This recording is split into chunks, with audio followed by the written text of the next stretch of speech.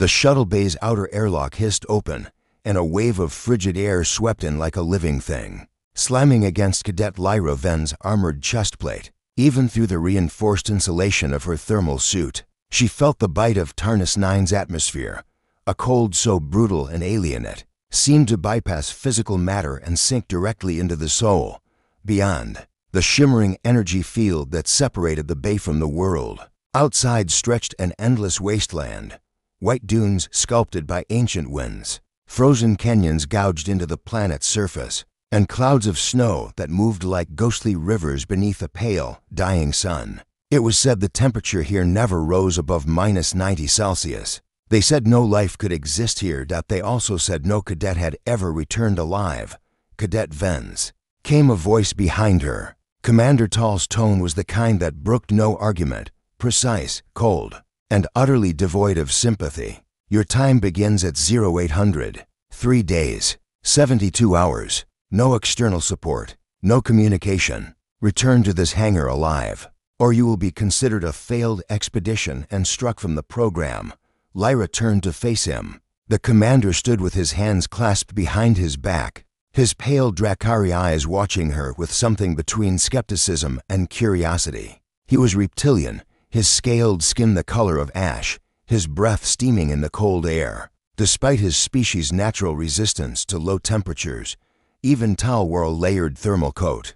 "Yes, sir," Lyra said. Her voice was steady, but her stomach was not.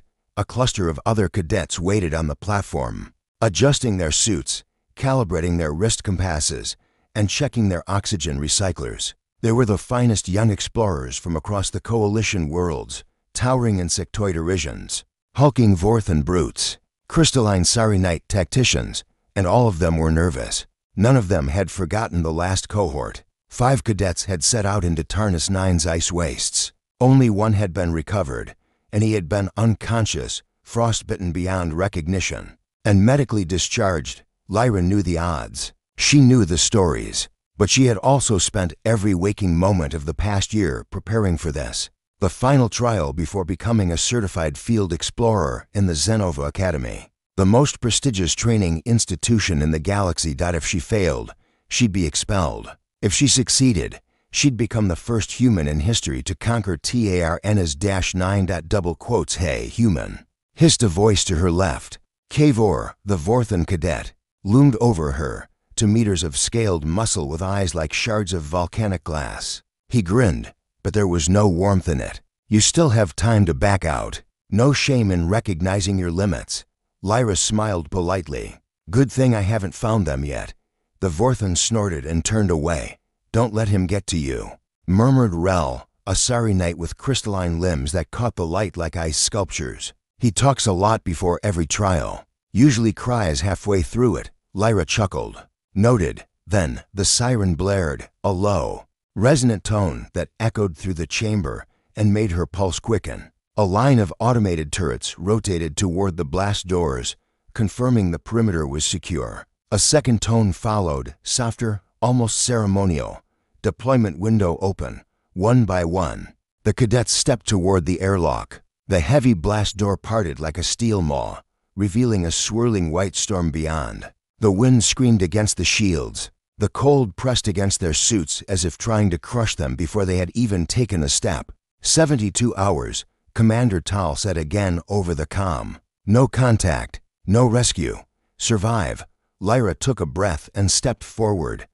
The cold struck her like a hammer. Even through the best thermal armor humanity had ever built, Tarnus 9's atmosphere cut deep, sharp and merciless. Her helmet's HUD immediately flared with warnings. -91 point for C. Wind speed 118 kilometers per hour. Visibility less than 20 meters. She could hear the others over the comm line. Heavy breathing, grunts, the occasional curse as boots slipped on ice. They were all heading for the same distant goal, the derelict research outpost known as Delta 13, 20 kilometers north. It was the only structure outside the Academy dome that offered shelter, and it had been abandoned nearly a decade ago after a catastrophic power failure. Reaching it was not just a test, it was survival. Formation Delta. Rel's voice crackled over comms. "We stick together, conserve energy, Rotate lead position every 3 hours. No heroics. Copy, said Lyra. The first hour was a battle against the storm itself. Visibility fell to a few meters, forcing them to rely entirely on their wrist compasses and the faint beacons. Scattered along the designated survival corridor, the landscape was a shifting nightmare. Dunes of snow, jagged ice crests, and sudden sinkholes that yawned beneath the crust like hungry mouths. By the third hour, the cold was no longer an enemy. It was a part of them. It lived in their joints, crept into their lungs, dulled their thoughts. Every step felt heavier. Every breath burned. How's everyone holding up? Lyra asked, if only to hear a voice that wasn't the wind. Fine, Kavor growled. Though his voice was tighter than before. Thermal readouts stable, Rel said. But Lyra could hear the tremor of strain in her tone. Then came the first casualty. Wait, gasped Jin. The smallest of them, an Arisian with translucent wings tucked under his suit. Something's wrong with my coolant pump, the comm line crackled, and then filled with static. When Lyra turned, Jin was kneeling in the snow, his hands scrabbling at his chest plate. Steam vented violently from his backpack unit. Without the pump, his suit's internal temperature would plummet in seconds. Help him, Lyra shouted, but Kavor was already backing away. We can't, he's done. If we stop now, we all die. Protocol says survive, human. Kavor snapped and turned back into the storm. Lyra hesitated, just for a second, and then followed.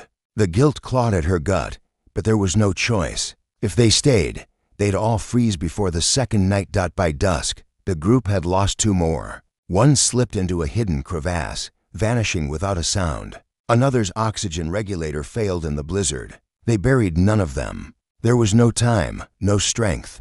Only the wind and the cold remained. As night fell, Lyra activated her emergency shelter. A collapsible dome no larger than a tent. It hummed faintly as it projected a field of trapped heat around her. Her body ached.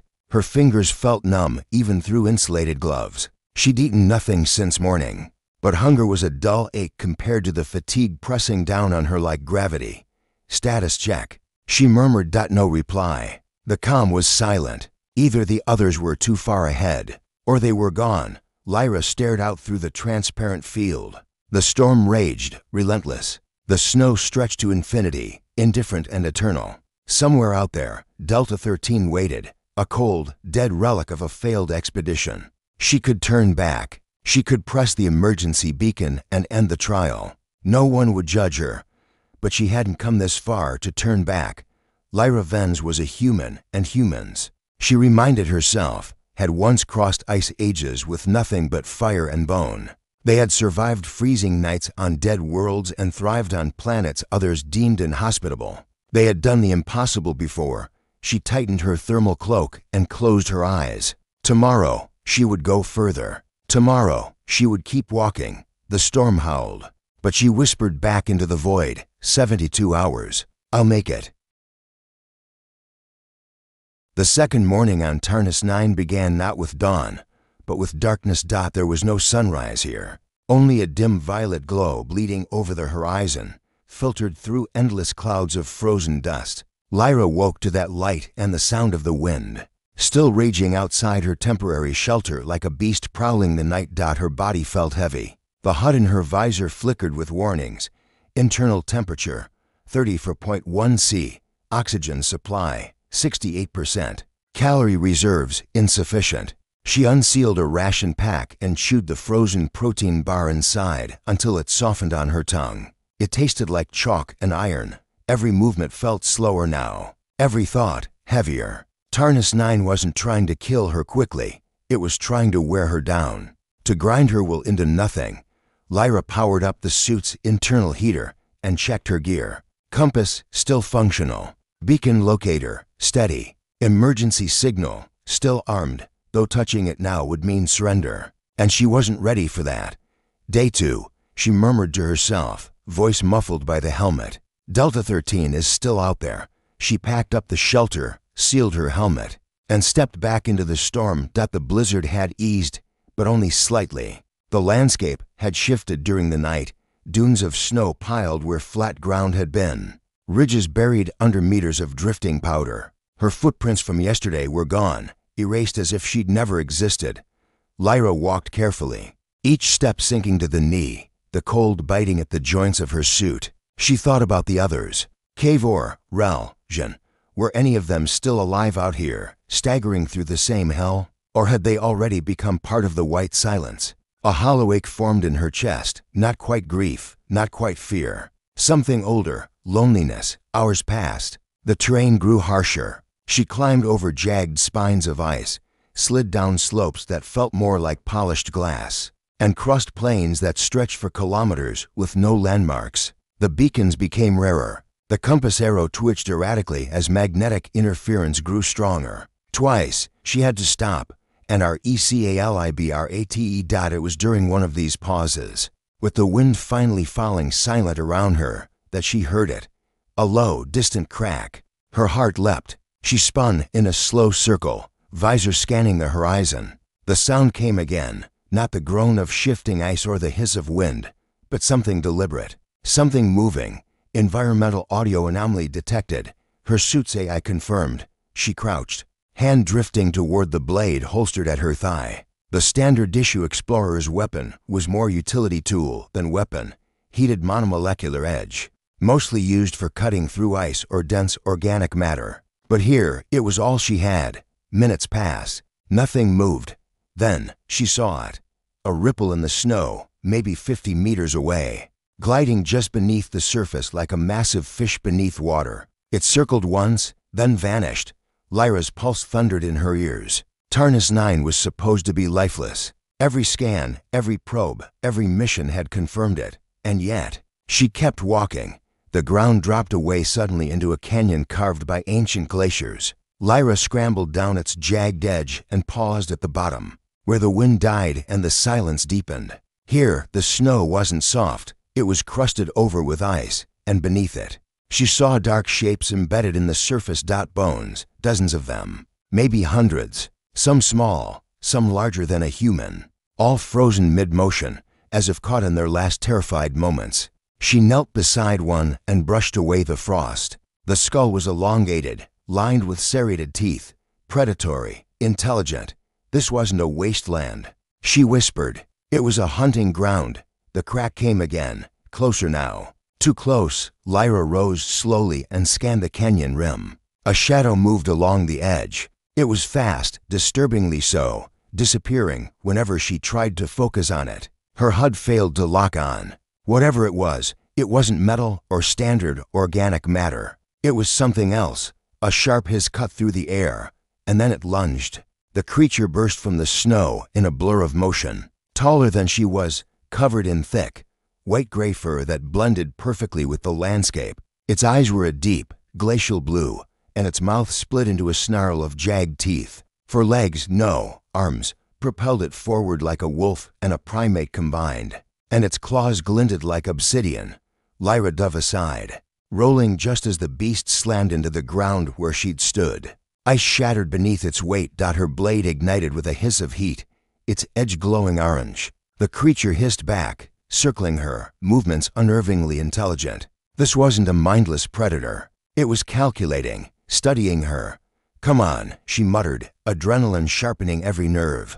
It charged. Lyra sidestepped, slashing as it passed. The blade bit deep, spraying steaming blood across the snow, but the wound only enraged it. The creature roared and whirled, slamming into her with bone-crushing force. Her suit's shields flared, absorbing most of the impact, but pain lanced through her chest. She stumbled back, gasping for air. It pounced again. This time, she ducked low and drove the blade upward, straight into its chest. The weapon seared through fur and flesh, and the beast howled, a sound that echoed off the canyon walls like the cry of a dying god. It thrashed once, twice, and collapsed. Lyra stood over the body, panting, her visor fogged with breath. Her arms shook. Her suit was cracked at the shoulder. Blood, thick and blue, pooled beneath the carcass, steaming in the cold. For a long moment, she didn't move. She just stared at the creature, at the life she had taken. It hadn't just attacked out of hunger.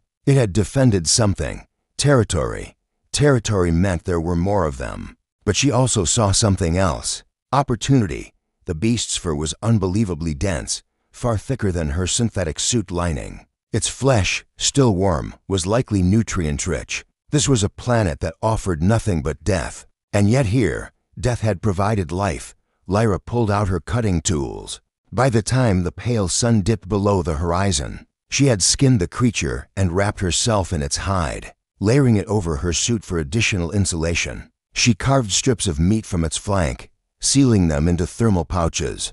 The process was brutal and messy, but necessary. For the first time since she'd stepped off the shuttle, she felt truly warm. As she built a makeshift shelter beneath a cliff ledge, she thought of the others. If any had survived this far, they'd still be marching toward Delta 13, starving, freezing, praying for luck.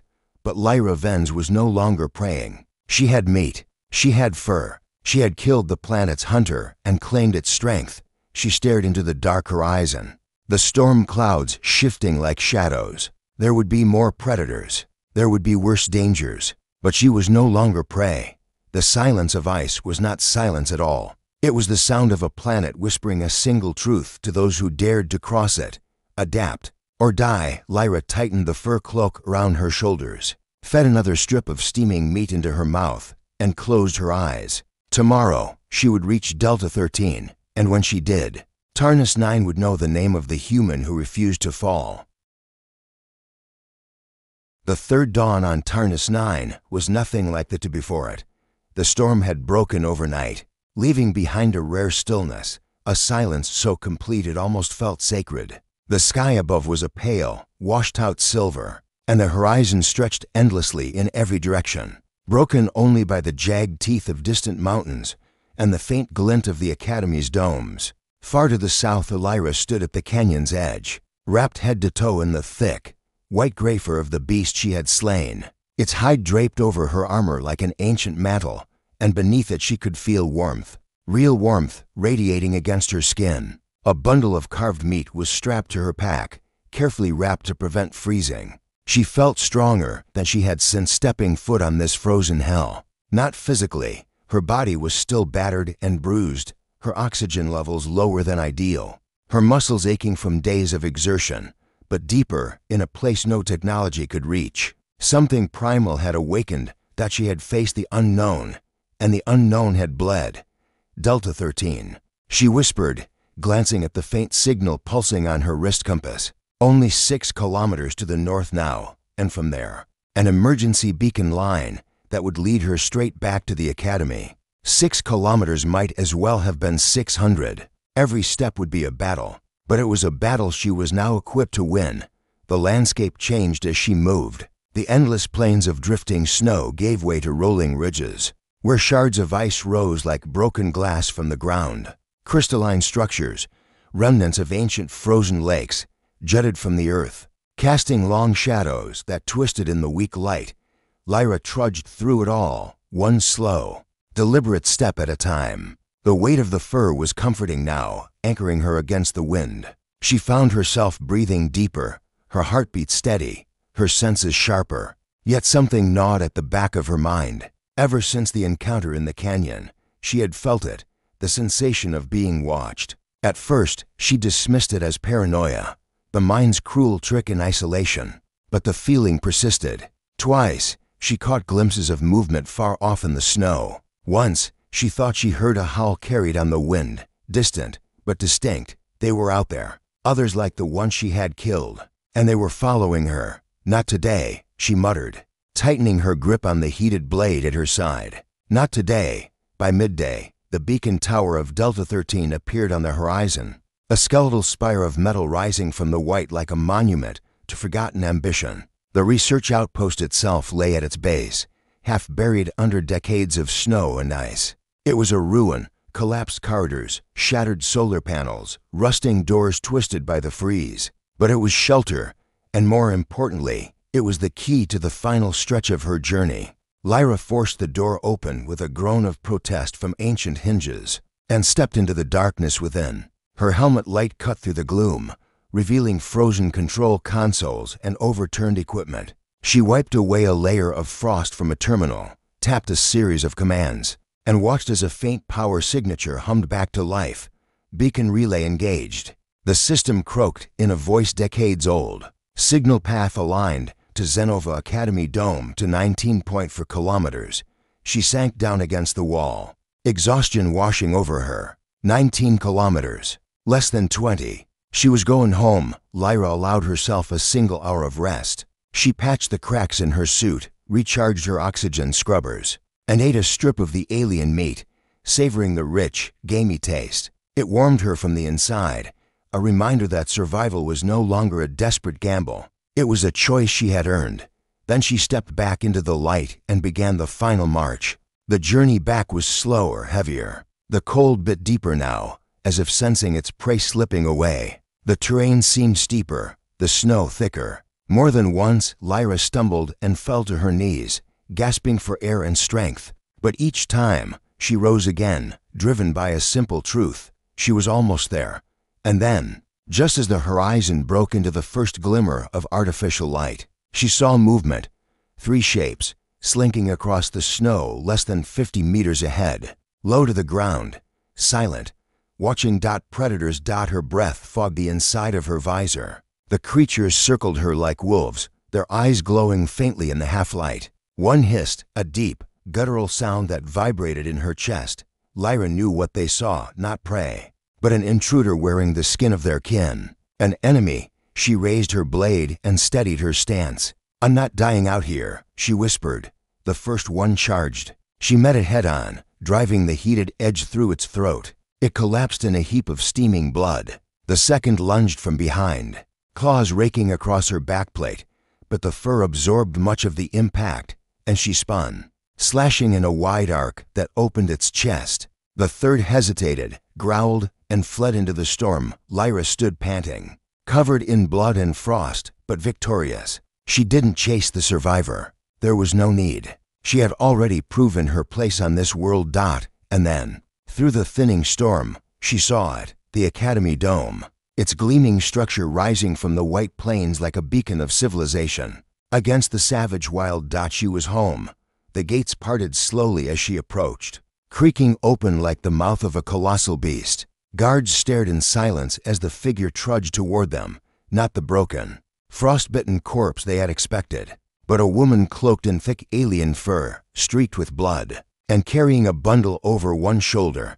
The bundle hit the ground with a dull thud, and several soldiers stepped back in shock. It was meat, neatly carved strips of fresh, steaming muscle, wrapped and preserved against the cold. Lyra pulled off her helmet, letting the frigid air sting her face. Her cheeks were raw, her lips cracked, but her eyes burned with defiance.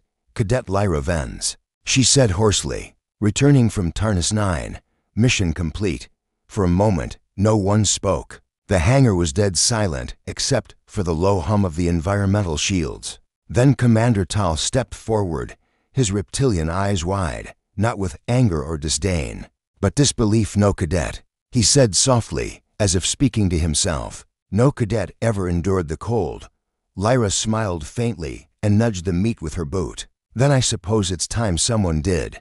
Word spread through the academy like wildfire. Trainees abandoned their drills to catch a glimpse of the human who had defied Tarnus 9.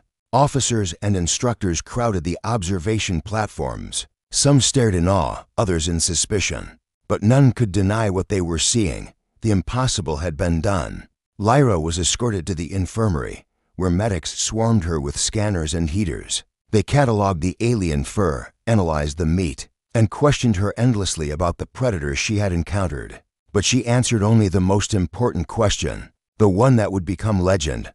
"How did you survive?" Commander Tal asked her privately, once the medics had gone. Lyra looked at him, a faint smile tugging at the corner of her lips. "I stopped trying to survive," she said. "I started to live." Later that night, as the Academy Dome slept, a statue was commissioned in the entrance hall, a tall, hooded figure wrapped in the hide of an alien beast, a blade in one hand and a strip of meat in the other. Beneath it, etched in flawless alloy, were the words that would echo through generations of explorers. No cadet endured the cold, until the human returned wrapped in furs and carrying meat. The storm outside the Zenova Academy Dome howled as it always had. But inside the glass and alloy halls, something had changed. Something fundamental. It began with whispers, stories traded between cadets during meal hours, repeated by instructors during lectures, murmured by officers in the briefing halls. They all carried the same weight, the same disbelief, the same awe. Did you see her? The human who came back. She wore the beast's skin, walked out of the storm like it was nothing. They said she even brought meat, fresh meat, from the wild. And then the whispers hardened into facts, facts into legend. For the first time in the 200-year history of Zenova Academy, the Tarnus 9 survival trial had been completed, not barely, not technically, but conquered. And not by a towering Vorthan warbred, nor a crystalline Sarinite engineered for endurance, but by a human, one of the youngest and most underestimated species in the entire coalition. Lyra Venz had become something more than a cadet. She had become a myth. The weeks that followed her return were a blur of tests, interviews, and debriefings. Scientists dissected every detail of her mission, the conditions she faced, the biology of the predators, the composition of the meat she'd carried back. Tactical analysts rewrote field manuals based on her strategies. Medical researchers studied how her physiology had adapted under prolonged exposure to the cold. But no report, no simulation, no lecture could truly capture what she had done. On the 31st day after her return, Zenova Academy convened an emergency council, something that had not happened in decades. High command, senior faculty, planetary governors, and even coalition delegates attended. Lyra was called to stand before them. The council chamber was vast and austere, a circular arena of polished stone and steel. At its center, beneath the crest of the coalition exploratory corps, Lyra stood alone, wrapped in a ceremonial version of the Predator's fur cloak. Its white-gray hide trimmed and woven with alloy thread. Cadet Lyra Venz intoned Commander Tal, his voice reverberating through the chamber. You stand before this council as the first of our kind to survive Tarnus 9 unaided. You are living proof that what we believed impossible was not beyond reach. Your actions have rewritten doctrine, reshaped training, and redefined the limits of exploration. He paused, letting the words settle over the crowd. Tell us, he said finally, how did you endure where so many before you failed? The room was silent. Hundreds of eyes, alien and human alike, were fixed on her. Lyra took a slow breath, steadying her voice. I stopped trying to endure, she said simply. I stopped treating the planet as an enemy. It wasn't trying to kill me, it was just being. And if I wanted to live there, I had to stop being a visitor and start being part of it. A murmur rippled through the council. I adapted, she continued. I used what the world gave me. Its creatures, its resources, its rhythms. Once I stopped fighting Tarnus 9 and started learning from it, survival stopped being about luck. It became inevitable. There was silence again, but this time, it wasn't disbelief. It was respect. Lyra graduated top of her class and was immediately commissioned as an expedition commander. Her first mission was to lead a multi-species exploration team into the deep frontier, worlds, where temperatures made Tarnus 9 seem temperate, where gravity could crush steel, where the atmosphere itself was poison. And everywhere she went, her philosophy followed: adapt, don't resist, live, don't endure. It changed everything. Cadet training programs were overhauled across the coalition. Survival trials no longer measured how long one could withstand hostile environments. They measured how well one could belong to them. New explorers carried compact field forges, adaptive biosuits, and even ceremonial blades modeled after the one Lyra had used against the Predator. Thermal cloaks woven from synthetic fur, Venz weave, they called it, became standard issue. Even the infamous Tarnus 9 trial was transformed. It was no longer a near-certain death sentence. Cadets returned from the ice more often now, scarred, humbled, but alive, guided by the lessons of the first to succeed. And always, in the central plaza of Zenova Academy, they passed the statue. It stood 3 meters tall, a human figure, draped in a cloak of alien fur, blade in hand, a bundle of meat slung across one shoulder. Her gaze was fixed toward the horizon, not back at the safety of the dome, but forward into the wild unknown. Beneath it, etched in the alloy base, was the inscription that had become a rallying cry for a generation. No cadet endured the cold, until one did. Humanity endures, but the statue was only part of her story. Years later, on the frozen world of IFOS 3, where methane storms raged and the surface temperature hovered near absolute zero, a young cadet, Drakari, reptilian, trembling with fear, found herself lost and alone in a blizzard. Her oxygen was failing. Her comms were dead. Her rations were gone. She wanted to press the distress beacon. She wanted to surrender.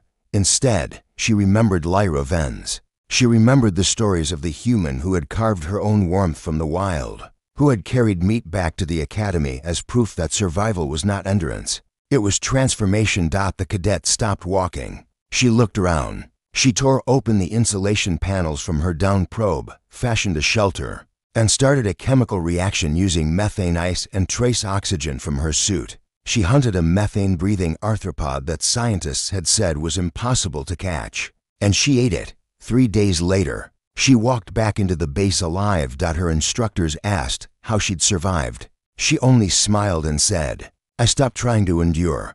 As for Lyra herself, she continued to lead expeditions across the galaxy, pushing further into the unknown than any explorer before her. She saw worlds where gravity turned mountains to dust, where skies burned with liquid fire, where life thrived in conditions once thought impossible. She never stopped adapting, never stopped learning, never stopped living, and everywhere she went, from the farthest gas giant moons to the coldest ice worlds, her legend followed, a reminder that the universe did not belong to the strongest, or the fastest or the smartest. It belonged to those who could change. Epiloguian. The 100th anniversary of her return from Tarnus 9, the Coalition Exploratory Corps held a ceremony beneath the statue at Zenova. Generations of cadets, human, Drakari, Sarinite, Vorthan, gathered under a twilight sky to honor the one who had redefined what it meant to explore.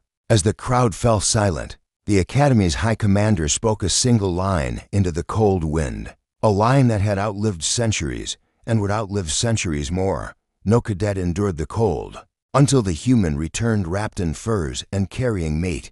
And with those words, the crowd raised their hands in salute, not to a soldier, not to a conqueror, but to a pioneer, a girl who had stepped into the cold and come back changed, a woman who had taught the galaxy how to live, a human who refused to die.